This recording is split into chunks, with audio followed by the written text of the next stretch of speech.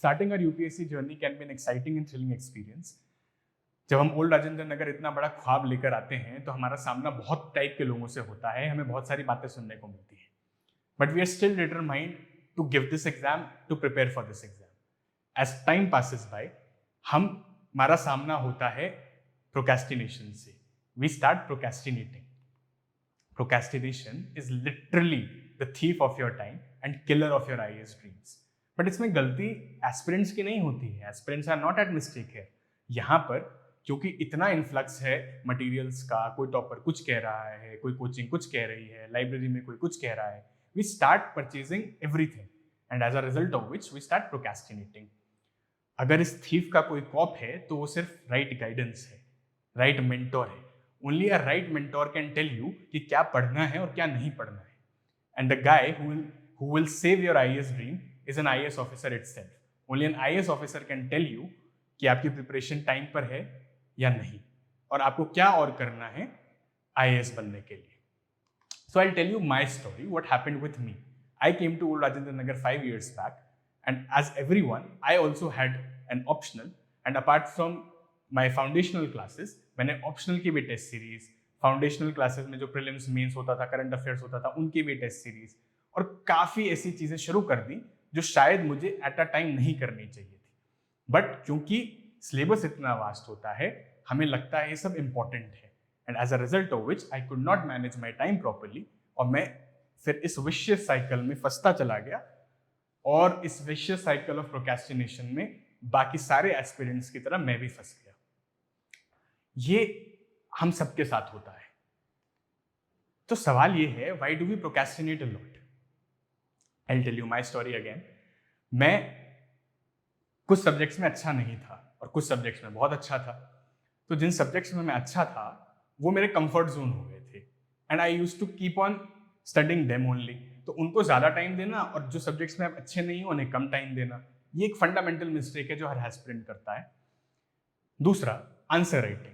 मुझे लगता था या मैं ओवरथिंक करता था कि जब तक मेरा कंटेंट उस लेवल पे नहीं होगा मैं आंसर्स कैसे लिखूंगा, और मैं वो गलती कर देता था. बहुत सारे एस्पिरेंट्स यही कहते हैं, जो टॉपर्स भी होते हैं वो भी यही कहते हैं आपको आंसर्स लिखने चाहिए.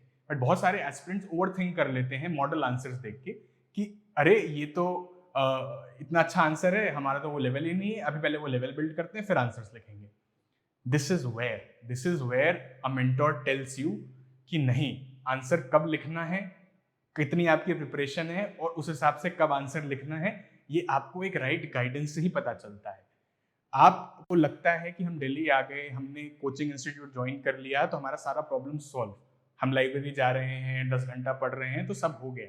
नहीं, इट्स सिलेबस इतना बड़ा है कि हम उस पूरे जर्नी में ही फंसे रह जाते हैं.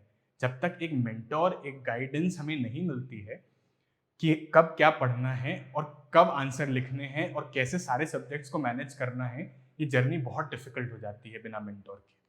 तो the biggest point is start. जैसे भी हैं आप शुरू करिए.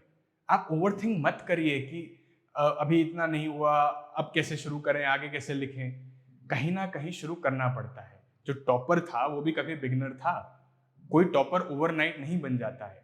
बट दैट टॉपर, उसने आंसर राइटिंग लिखना छोड़ा नहीं, उसने गिव अप नहीं किया. उसने ये नहीं सोचा कि मेरा कंटेंट अच्छा नहीं है तो मैं आंसर क्यों लिख रहा हूँ. I was interacting with Mantri Maurya Bhardwaj. He secured all India rank 28 last year.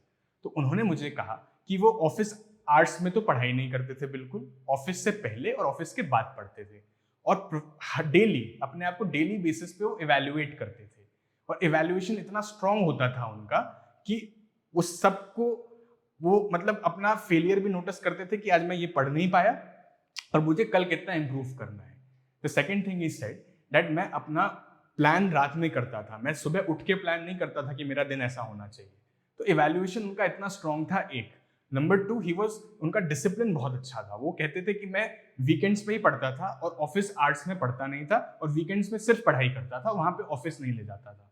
तो वो मैनेजमेंट, वो कंसिस्टेंसी, वो प्रोफेशनलिज्म बहुत इंपॉर्टेंट होता है. He was a art student of Smash prelims and Smash mains. वो सजल सर के स्टूडेंट थे, वो सुकन्या मैम के स्टूडेंट थे, और उनकी गाइडेंस, उनकी मेंटोरशिप की वजह से उनको ये रैंक मिली.